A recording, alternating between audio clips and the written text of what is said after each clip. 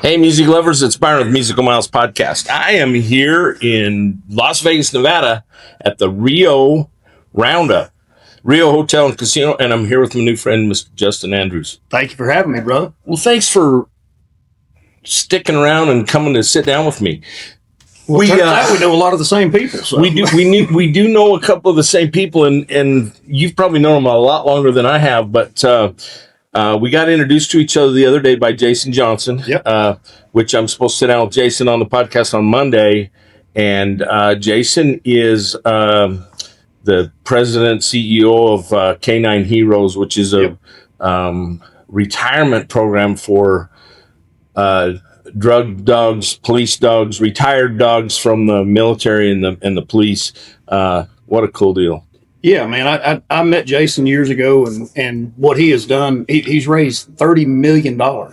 I know, isn't it amazing? Started with $500 out of his own pocket. $500, yeah. We went last night. He got his Global Innovation Award last night at the JW Marriott event, and I tell you, like, man, I've known him for probably 6 or 7 years now, and that guy works his butt off. Yeah, and he does it for other people.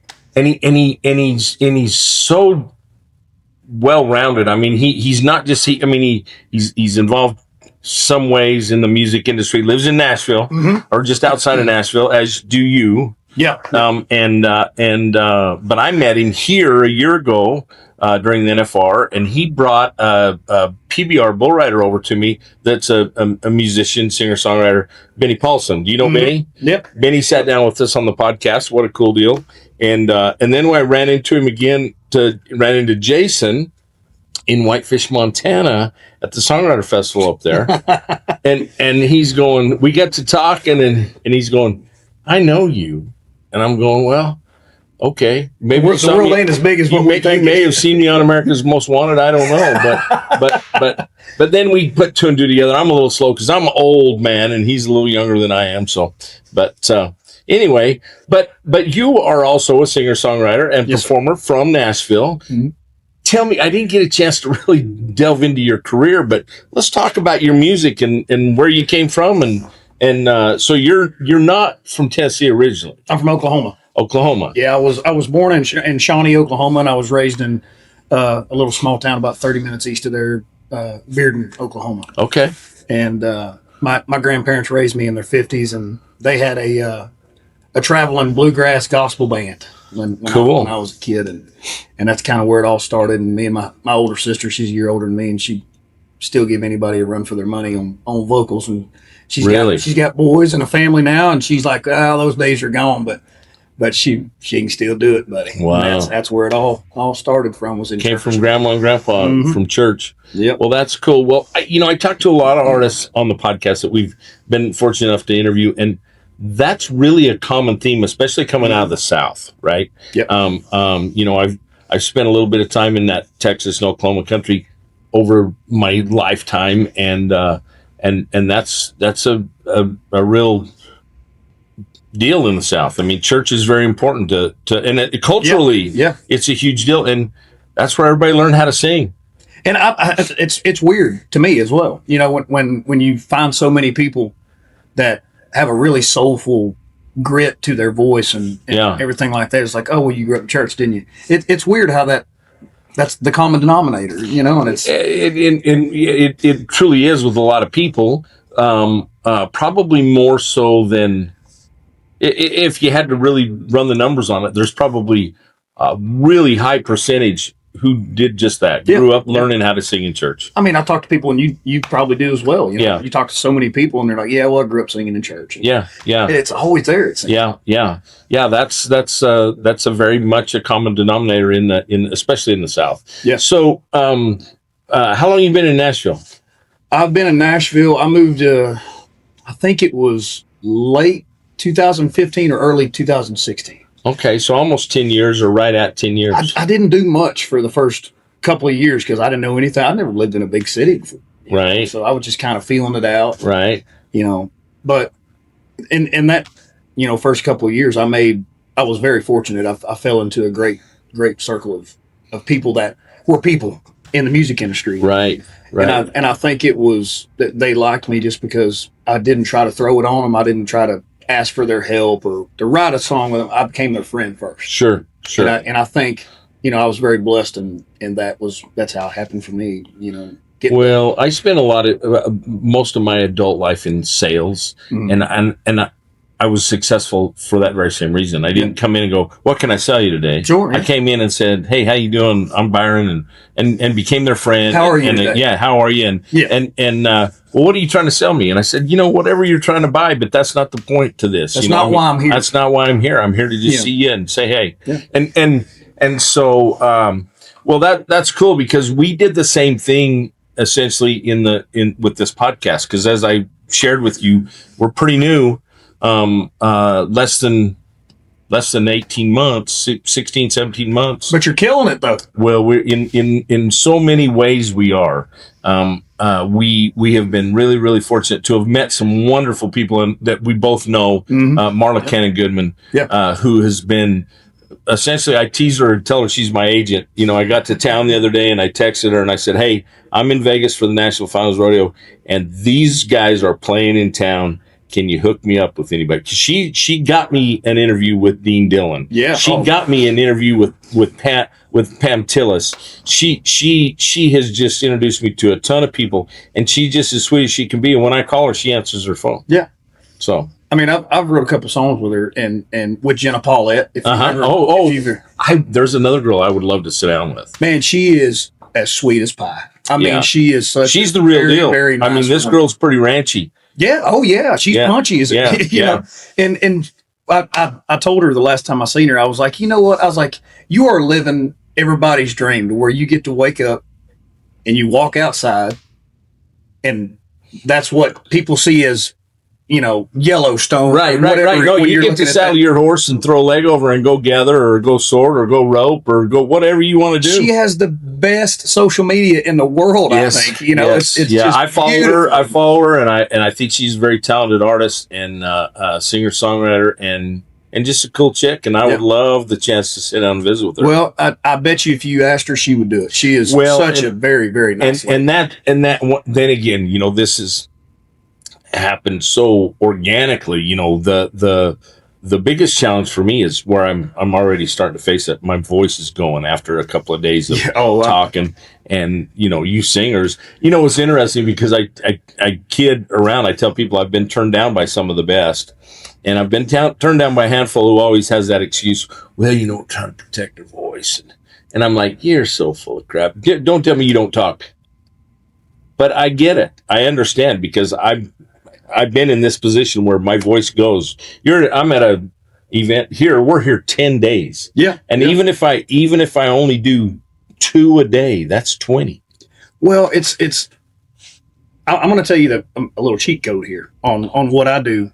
And I've been doing this for years. I've been coming out here probably 7 or 8 years now. When you start to get ready and you're fixing to get in the shower, go ahead and turn that shower on and steam that bathroom out as much as you can get it steamed out, and just stand in there for a minute.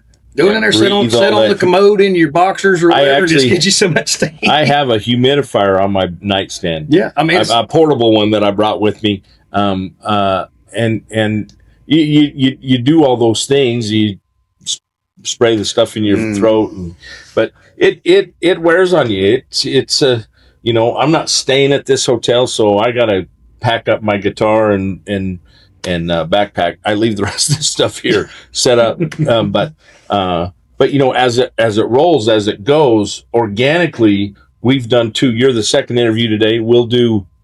I'll bet you we do 2 or 3 more for the days out, just because some guys are now just getting back to us going, oh, well, I can do it right now. And people are just getting to town now too. Right. Early in Well, let's talk about Justin. Let's talk about your music. Who really inspired you music? But besides your grandparents, obviously, and the bluegrass, was bluegrass really a part of your scene as a young artist? Not really for me. I always loved bluegrass. I was always a Ricky Skaggs fan, and I Vince love Ricky. Gill, Vince. They don't get any better than those guys. Oh man. Well, I don't know. Zach Top's kind of coming on the scene. Zach's a bluegrass. He's kicking the door open for sure. That's where he came from. Well, and thank goodness. Yeah. Yeah. I mean, for me, we need more Zach Top and Justin and Andrews, right? The storytelling needs to come back again. You know, I mean, 100%. When you talk to people, it's funny that when we were in Denver before we came out here, we had to do some events in Denver, and we were in the Uber to the airport with a guy from Sudan. Oh wow! And he was like, he goes, "You got a guitar, you know?" And he really thick accent. And he goes, "I love country music and all this." And I was like, "What do you love about it so much?" He goes, "Great stories."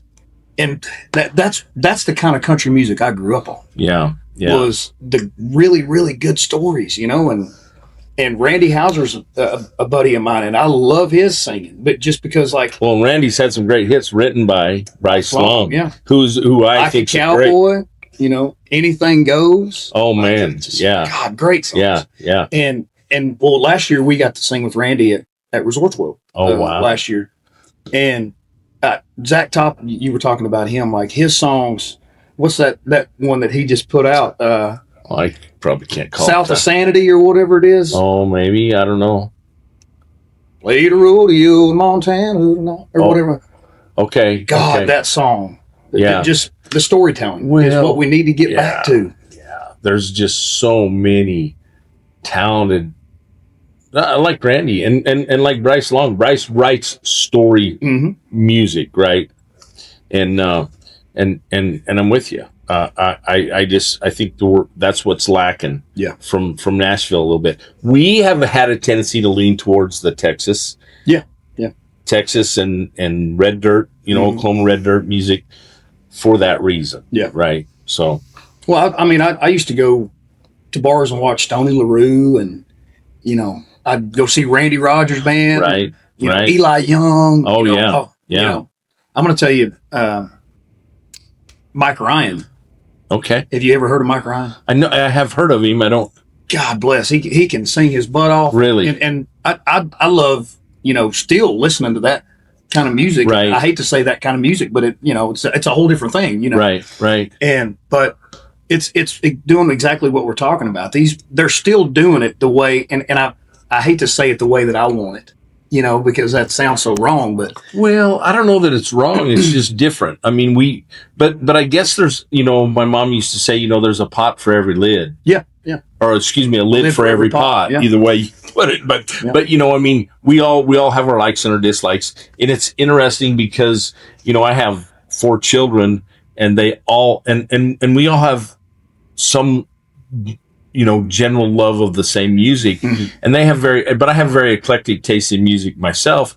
But my children, they talk about some of the stuff they talk about in the bands that they go see in the music, and guys I've never heard of. And there's a ton of people in our genre, in our industry, in the country world, and even in the Texas red dirt deal that I've never heard of. Yeah, because there's so many of them.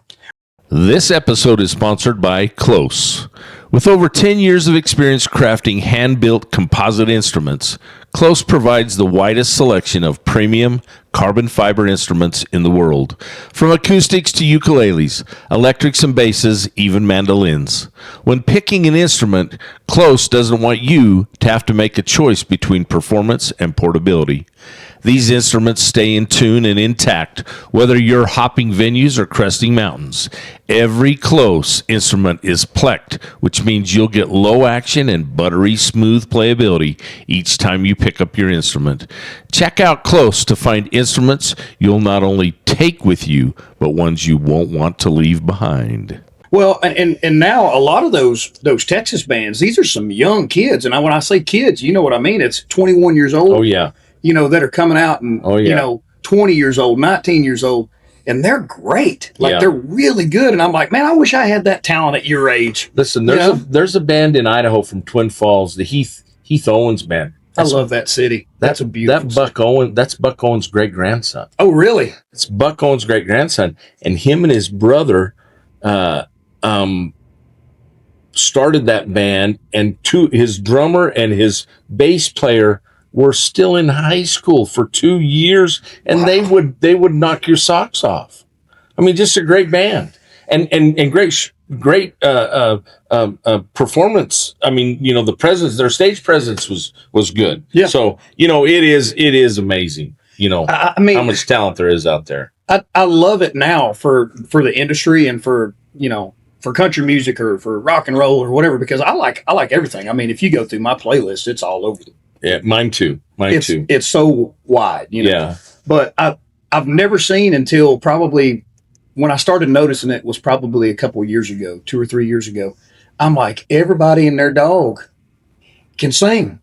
Nobody wanted to do that when I started doing it. Around where I was anyway. Right. And so now you're seeing these people that are coming to Nashville, and they'll come walking in the bar and in there playing a show, and they're like, man, I just moved to town. I'm a singer. And I'm like, how old are you? I'm 18. And then you go look at their social media and you're like, good God, this guy can sing his butt off. Are you familiar with Baker Blankenship? I've mentioned him on this podcast multiple times, but Baker Blankenship is a 19-year-old kid. Mm-hmm. I don't even know where he's from the Midwest somewhere, I think. But he's internet famous. He headlined the Valley Music Fest in Sun Valley, Idaho. Had 50 bands there, and this kid is 19 years old, and he's headlining, and he can sing his ass off, and can write music, can play, and do it all. But had it not been for the internet, yeah. Well, this is my take on these apps and the internet and stuff like that. It has done its job in good ways and bad ways. Oh, without a doubt. Because people like Mr. Blankenship that you're just speaking of, nobody would ever know if he was from a little small, nowhere town. Nobody would ever hear his talent. No. But then you have the other side of that coin where you're like, God, I wish I'd never even seen that guy before.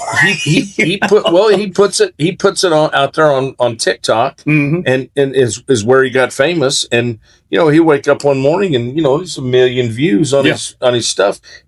And nothing against Baker. He's a good kid. I've met him personally. Did not get a chance to interview him. He agreed to do an interview and then didn't show up. And so that's the frustrating thing about me. They haven't learned the business side of things by becoming internet famous. They just, I'm famous and I don't need this.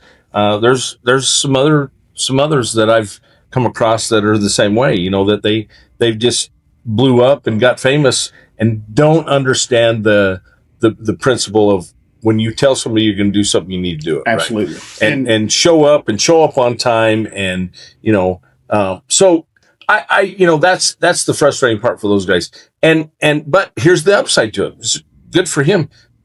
He's a little Luke Combs. He's a husky kid, mm-hmm. he's corn-fed kid. He's a corn-fed kid, but he can sing, and to his credit, people accepted him for who he was. They didn't try and change him. And honestly, you think back, and I got some friends who spent time in Nashville 20 years ago. 20 years ago, Luke would have had a hard time making it in Nashville. 100%. Yeah. Because he doesn't fit the mold, right? He doesn't. That 90s country was that, and which is some of the best decades of country music ever. In my personal opinion, that's my favorite era. But Luke didn't look like Tracy Byrd and Brad Paisley. Neil McCoy or Dwight Yoakam. Yeah. I mean, those guys all had a cool look and a fit to them, and they had their thing, right? Yeah. And Marty Stewart, can't leave Marty Stewart out. No, yeah. I mean, Marty Stewart's still cool, right? He's got the coolest haircut. He still does, man. He looks. We got the frilly jackets on. Yeah. He's somebody told me that I think my wife was telling me this. He has one of the largest nudie suit collections in the world, and they're probably Emmanuel's. Oh no, they are. No, well, they're nudie. Nudie was the designer. Yeah.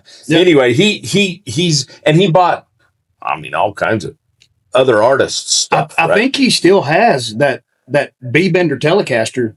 Oh, really? The double body of one of the first ones ever. I really? Think, and don't quote me on this. I might be wrong. I can play guitar. Yeah. I'm not a guitar player. No, you're a guitar player. I just heard you pick on this one, and we're you're gonna play us a song here in a minute, but you are a guitar player. I'm the guy who I love guitars, and I love to watch guitar players. Man, I wish that I had the ability to play lead on songs and stuff like that. My hands don't. I've tried, and I have electric guitars hanging in my office, and I'll sit in there and just play a song on the radio and just try to play along to it. And it's beyond me. Well, and it amazes me the guys who can do that, right? Oh, I've seen him. Do you know Rio Tripiano? No. Guitar player from New Braunfels, Texas. That guy can play anything, and he literally can play any instrument. He's almost a savant. Yeah. When it comes to music. Jack Nelson's another one. I don't know if you know Jack. He's a kid from Texas that I met since starting this. But I've watched him on stage. Matt Hilliard, you know Matt? I don't. Matt's another Fort Worth guy that I watch him sit on stage and every, like in a songwriter round, you've watched him sit on, and somebody will be playing their song that they've written, and here's Matt or whoever else is over there playing lead. Yeah. And I'm just like, Pat McGrath. Do you know Pat McGrath? I know who that is. Yeah. Yeah. Pat McGrath's one of the greatest session players in Nashville, and I got to see him play in Montana. What a guy! What a guitar player. So hopefully we've got to we're releasing the new song on the 12th of this month while we're out here. Actually. While you're here and you're going to do that at the Doghouse. At Doghouse at Resorts World. At Resort World. Yeah. That'll be next Saturday. Yeah. Yep. Right. Thank you. Or Friday. Yeah, Friday the 12th. But I mean, I've had the absolute honor to have some really, really good session players on my stuff, and Kenny Greenberg, outstanding guitar player. And actually when we get back on the 18th, I believe Joe Spivey's going to play some stuff on the new song that I'll play for you here in a little bit.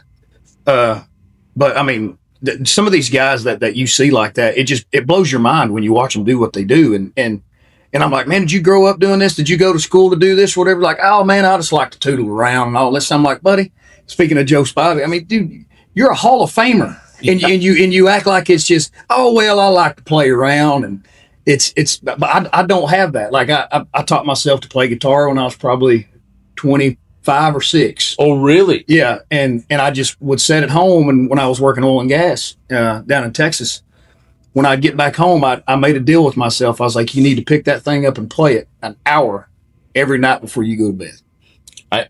I started at 63. Yeah. I'm 65. Hey, that's never too late. I'll be 65 in January. But literally, I said to my wife one day, I said, I played the guitar. I still have the original guitar my mom bought me in 1974 Yamaha FG 75, and it's a horrible guitar. It doesn't sound good, but it's cool because my mom gave it to me. Absolutely, and the cool thing is that I probably would have stuck with it had I been able to keep it in tune. I'm about half tone deaf. I'm getting better at hearing things, but I can be playing and go, this is out of tune a little bit, and then then I pull out a tuner and tune it to the tuner. Well, I'm gonna tell you what, sometimes them tuners lie to you too. Oh, I guarantee it. I guarantee it. I've had some that I'm like, I know that's not in tune, and it's saying it's in tune. I hear you. And so, and then of course, there's drop tuning and there's all this stuff, but I just enjoy it. I play every day, and I don't always get an hour in every day, but I probably play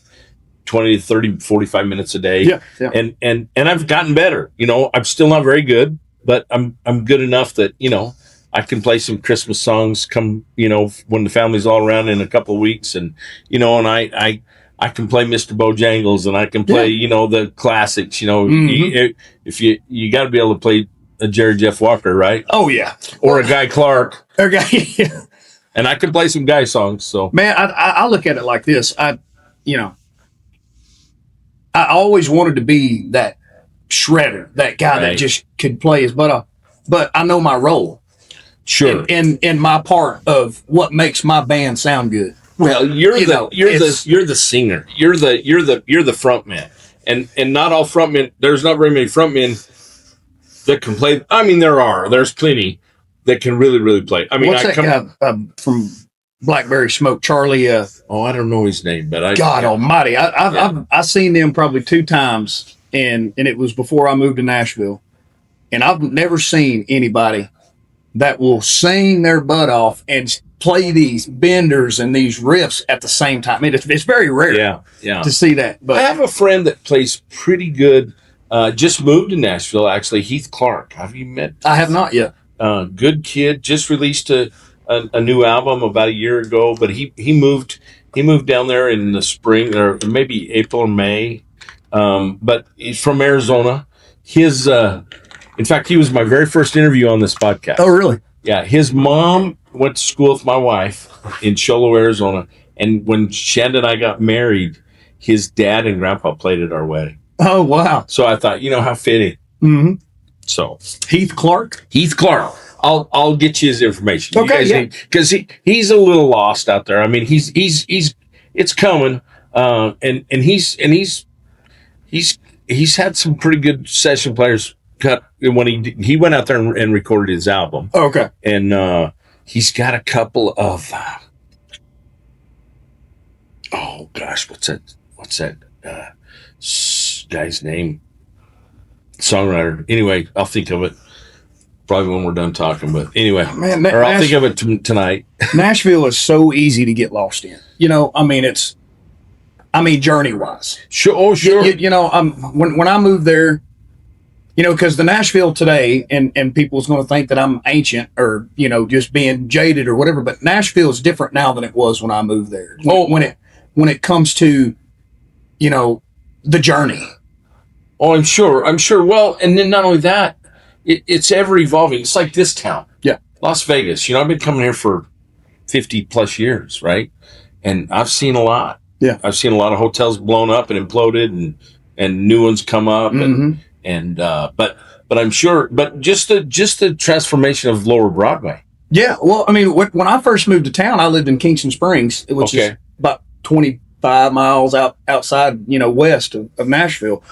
And when I would drive into town, as soon as you got off the interstate and turned left and started going down towards Broadway, there was a tire shop on the corner right there, a little mom and pop tire shop. There wasn't a Whole Foods across the street. Right. It's amazing to me when it comes to, how much it's grown, but everybody's moving in there, and I'm hearing more people that are walking up to you, and they want to get to know you because they're trying to do the same thing, and they're like, yeah, sure. I moved to town to try to be a songwriter.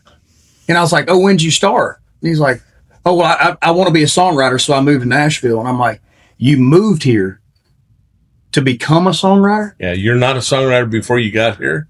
And the journey will chew them up and spit them out. Yeah. Because they get their will isn't strong enough. Let me put it that way. Well, like, buddy, if you want it, you gotta really want it. We talked about it. They call Nashville a 10-year town for a reason. Yeah. You have to invest 10 years into your career to have a chance to succeed, to be a safe bet for them. And there's lots of guys have been there for more than 10 that finally gave up. Yeah. We talked about a guy like Aaron Ratier, Aaron's been in town 20 plus years. Yeah. And used to live in a van.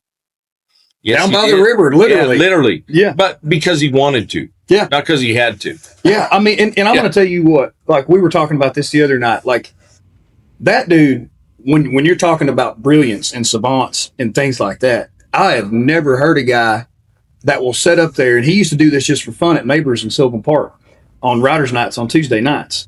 He would sit up there and he would go on these rambles of rhyming words and just not stop for 3 or 4 minutes. Really? And I would sit there and just be in awe of this guy's brilliance. And then he started writing that stuff for Miranda with right. the Armadillo song. Armadillo and Well Rested on the Weight of Her Wings record. Yeah. Oh God, I still love that song. Yeah. Yeah, what a talent! And when I interviewed him, he goes on these little rambles, like you said, and I said, "Man, I can only imagine what it's like inside your head. It's got to be scary." He goes, "Oh, it's not scary, but it's messy." And that me knowing Aaron the way that I do, that is so true. Yeah. Like, it is. He's just such a cool guy, he just won. Song of the Year with Miranda or with Ella Langley and Riley Green, and so we're watching the CMAs, and I'm like, where the hell's he at? He's not even there to go get his award. So I text him. I said, Aaron, where are you at? You're not at the CMAs, and he goes, no, I'm playing music in Minnesota, and he drops me a pin like I would know where he was at. Right. Well, this is where I'm at. Like that makes a difference. Yeah. But anyway, I thought, Aaron, that's kind of weird. Let me just come out and see you. Yeah, let me come see you anyway. But anyway, no, cool deal. Well, so have you got to really work with the people that you really went to Nashville to work with, that you wanted to work with? Or is it just kind of like you said, it's happened organically and you've just met these people and just got to know them and then got to work with them? Well, who got me my start in a major way, to even have a chance to be in the ball game in Nashville. Bobby Pinson was a. I met Bobby here. Yeah, there's a character. Yeah, so Bobby, I met him in Midtown. We were having a drink, me and Paul Sanders, the bass player for Shenandoah. Okay. So he's a good friend of mine, and him and his wife used to come down and on Broadway and watch me and all that stuff. She's one of the Martins, Joyce Martin. Okay. Talk about gospel music. God Almighty, what a voice! Right. And so when I would either be playing or they would be out running around or whatever, and I would run into them, they would watch me play and all that stuff. Well, I was in Midtown one night and I ran into Paul in Losers in Midtown. Mm-hmm. And so he was there with Bobby. Well, I didn't know Bobby at the time, and he had an Oklahoma hat on. And I said, "You from Oklahoma?" And he goes, "Yes, sir." And I said, "I'm from Oklahoma too." Well, ended up years later, I signed a publishing deal with Bobby to Sea Gayle. Okay. With Chris Dubois. And, his dad wrote like Bluest Eyes in Texas. And, and Chris actually just got, I think You Should Probably Leave. I think it just went 7-time platinum, I think, last week or something. But he also wrote like Buy Me a Boat, things like that. But I like I said, I kind of got thrust into it by just being a good person and just being a friend to people. But knowing, Bobby had wrote all those songs for Toby Keith, and Toby Keith was, from Oklahoma and from Norman, and just being, or Yukon, not Yukon, Moore, Oklahoma. And just being around those people where you grew up listening to that stuff and be like, man, I'm sitting here with the person that pretty much shaped my life. Right. Growing up. Isn't that interesting? It is. To have that opportunity, and same with us. Yeah. I mean, we've met some incredible songwriters that have had an impact on our lives. Mm-hmm. Well, I mean, just when you're listening to country music stations in Oklahoma, you're going to hear Toby, you're going to hear Garth, you're going to hear Brooks and Dunn, you're going to hear George, you're going to hear Reba. Right. And that kind of stuff, when you end up meeting the people that was the mind behind those things, was like, man, you have no idea the impact that you made on me. Oh, yeah. Yeah. Well, that's cool. So you did do some time down on Lower Broadway. Played. Yeah, I did. So when I didn't do, like I said, when I first moved to Nashville, I didn't do much for a couple of years, just because I didn't know anybody. I've never lived in a city that big. Sure. And so I was kind of feeling it out. But I started, my first gig in Nashville was at Crossroads on Broadway, and it's not even there anymore. And I had a Wednesday night slot, 10 to 2, and was never anybody down there, but there was numerous people that would end up dropping in there during the week. Famous people. I mean, that's where I met Gavin DeGraw, and Gavin DeGraw's a great guy, and Paul Sanders, like I was talking about, and Joyce Martin, and I met a lot of those people down there, and still love them and enjoy them to this day, But I think it was good for me, for my journey, to go down there and just work. And just become good at your craft, hone in on your craft. But yeah, I did that for about 3.5 years. Well, it's interesting because, it seems like, now I'm sure there are a lot more than not, but it seems like the majority of those that are down there on Broadway playing, they're just there to make a living. They can play, they like to sing, they don't mind playing covers, they don't care if they're playing their own stuff. Mm-hmm.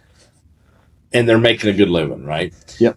There are some. Now, I got to interview Craig Campbell, and Craig is a great piano player that played for Luke Bryan, right? Mm-hmm. Played in Luke's band, but he spent years playing on Lower Broadway, and loved it. And so and his wife as well, yeah. His wife is great too. Well, that's what they tell me. She's now, I really didn't good. Get to meet her, but yeah, they say she's phenomenal. Well, it's funny that this is why I love Craig. I've wrote a song with him. not too long ago. But what I love about him is he will go in there. His wife will play at Alan Jackson's downtown Broadway, and he'll come in there and just get up and just play along with her and sing songs and all that stuff. He's a really, really good guy. I mean, right. I've never. He's on the city council in the town he lives in. Yeah, and he's got a coffee shop out there too. He's fixing to build a chain of them. I think he's on his third one in Florida. Cool little coffee shop. Grindstone Cowboy. Yeah, and that's where we interviewed him. He's got a little stage in the corner there, and we sat up on the stage and got to interview him there. Cool guy. We didn't get a lot of time with him, but it was fun. It was fun, and once again, there's so much talent out there that people. I have people tell me, they say, Byron, I don't know these people you interview on your podcast. I said, yeah, but you know their music. Yeah. You know their songs, right? Yeah. But we've had some very notables as well. So, but shoot, man, when you told me the other night, Dean Dillon, I was like, well, I mean, and once again, couldn't have done it without Marla Cannon Goodman. I mean, Marla is just, and even with Dean though, when I was interviewing Dean, we were here at the big songwriter festival at the Mandalay Bay, and I said, I know you wrote a song with Pam Tillis, and he said, yeah. He said, I did not like the title of that song, and I said, Spilled Perfume, and he said, yeah. He said, kept making me thinking of spilled milk, and I laughed, and I said, well, you know what? Pam's coming to Idaho Falls, and I sure would like to interview her. Could you put in a good word for me? He goes, absolutely. So I don't know whether he reached out to her, but I know Marla did for sure too, because Pam used to babysit Marla when she was a little girl. I did not know that. Dean lived out there by, and so Dean and all those guys. There was a bunch of the. Oh hell! Now I'm gonna drop. Trying to drop a name and can't. Who did? Mel Tillis lived right there, and so Pam was close by. When Marla told me when Sammy Kershaw moved into the neighborhood, she went over and helped him move his washer and dryer in. I mean, just the story after story of the greats that have lived in that area, and that Buddy has worked on their albums. Well, and I got a call one afternoon, and one of my buddies said, hey, do you want to go to Talking in Circles, the Clint Black show in Nashville tonight? And I was like, sure. I was like, absolutely. Love Clint Black. Yeah. And so we end up going, and they never tell you who the guest is going to be until you get there. Oh, they don't. And it was Pam. Oh, cool. And so the stories that she talked, I was just in love, I mean, about Mel and about, Oh yeah. Well, when she moved to California because everybody discredited her for being on her daddy's publishing company. And so she went out there and, she wrote a hit for Chaka Khan. Yeah. Yeah. And she said that was a weird deal. She said Chaka ended up getting that song by accident, but listened to it. And she said, but she kept losing the tape. She said, back then we were on cassette. She said, we must have sent her half a dozen tapes because she kept losing them, but she finally cut it and it was a hit for her. And I'm trying to think of what it was too. I can see it, but I can't. I can't call that's my problem is that as I do these interviews and meet all you great artists, the music that you've written and the songs and the stories, sometimes they run together. Yeah, no, absolutely. So trying to remember them all. I agree with you. But Pam was very sweet. We always have everybody play us a song at the end, but she didn't want to do that, which was fine because she says, well, how long is this going to be? I said, 30 minutes. She said, can we do like 20? I said, yeah. She said, my voice is pretty shot. And I said, well, then I won't ask you to play me a song. She said, thank you. But she was very gracious and she signed the guitar. But we're on that topic. Grab that guitar and play us a tune because you were warming up and it sounded really, really good. Man, I'm going to tell you, this thing hits like a drum. I mean, so we've got that song coming out on the 12th, but I want to play you one that we're fixing to go into the studio for. Okay. As soon as we get back. See, this is what I love. You'd be amazed. So Joe's going to be playing on it. Okay. And so I wrote this song with a friend of mine, Chris Andrucci, and he come over to the house one day and we were sitting in the office and I was sitting there and I was like, I really want to write something just country as damn cornbread. just Sure. the first song that I ever wrote at a publishing house in Nashville was my buddy Dan, Big Dan. I told him the same thing. I said, I want to write a country ass song, as country gets. Right. And that's the first cut that I got with Aaron Lewis and John Daly. Oh, that's awesome. And I told him the same thing. I was like, man, I want to write something really, really country. And he's a country artist. He's from Scotland, and I think he's here, right? He's here playing. He's here. Yeah. So we're supposed to interview him Monday, I think. Yeah. He's at MGM playing over there at Losers and MGM. Yeah. And we wrote this song, and he said, man, I've got this idea. What you do when you're starting to write a song, you start throwing ideas back and forth, right, or whatever sticks to the wall. And he goes, man, I've got this idea that's I'm over the moon for this girl, but I'm over the moon and I'm over them stars because it makes me think of you. Okay. And I was like, all right. So we started thinking about it, and I was having a hard time tracking on it. And I was like, all right, well, so after I think we wrote this thing in an hour and a half. Wow. But this one's called Over the Moon.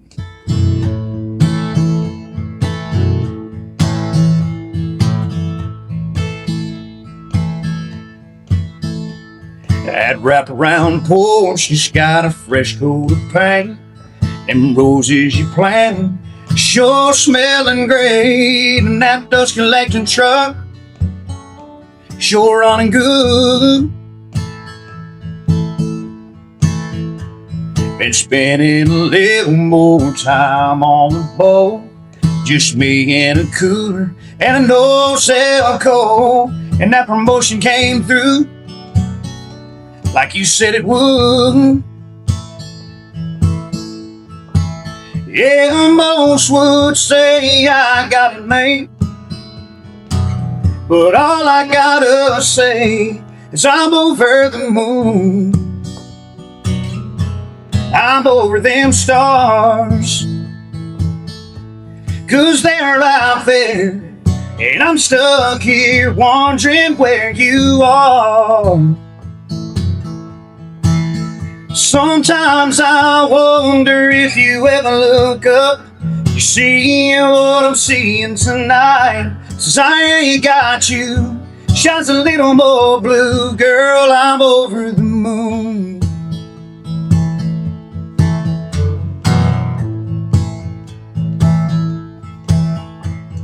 You used to think that I hung it myself, that it's shining on you.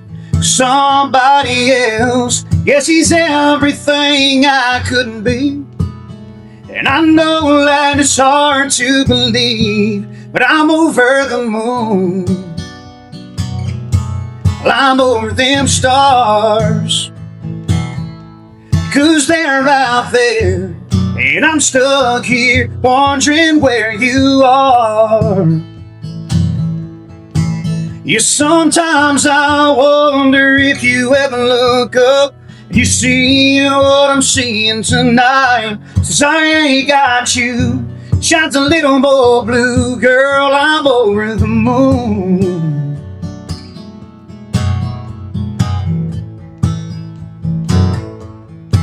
Yeah, most would say I got it made, but at the end of every day, well, I'm over the moon. I'm over them stars, 'cause they're out there, and I'm stuck here wondering where you are. Yeah, sometimes I wonder if you ever look up, you see what I'm seeing tonight. 'Cause I ain't got you, shines a little more blue, girl, I'm over the moon. 'Cause I ain't got you, shines a little more blue, girl, well, I'm over the moon.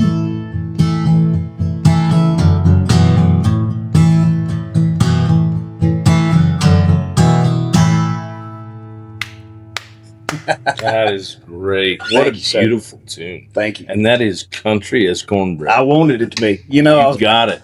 I think you nailed it. I'm glad we hit that mark, because I really wanted it to be that way.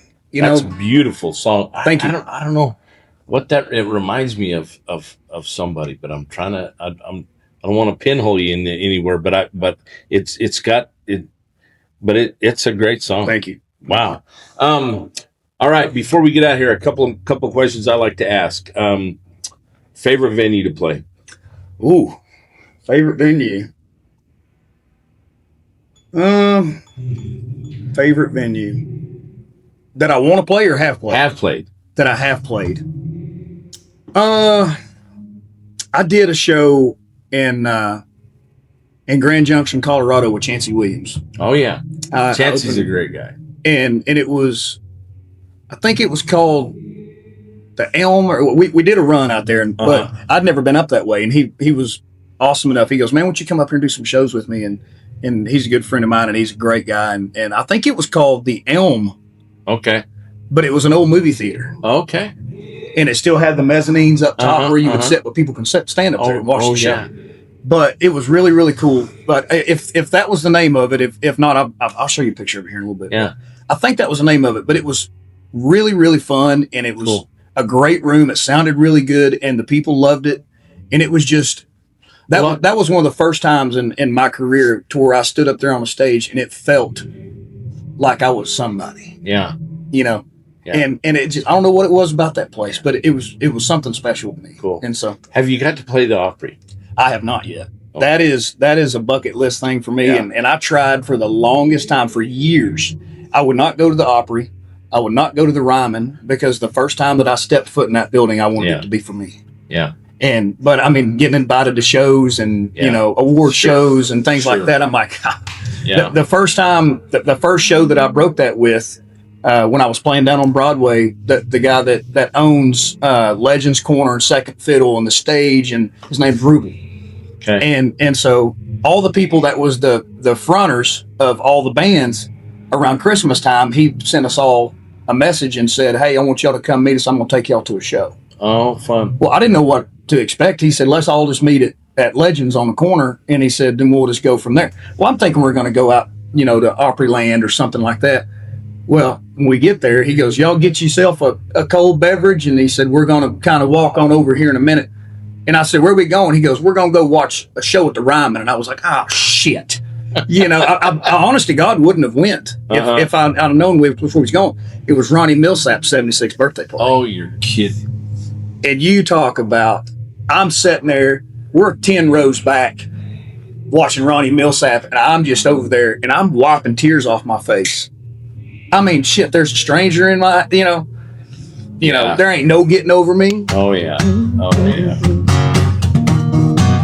I mean, just... That's great. That's great. Well, I've been to the Opry and I've been to the Ryman, and I've actually stood in the circle because I got to. I haven't done that yet. But all right, real quick, because they're gonna start doing sound check down here, and it's gonna get obnoxious. The drummer's gonna go to beating on that drum, and it's. We go down there and tell them to quiet down till we're done.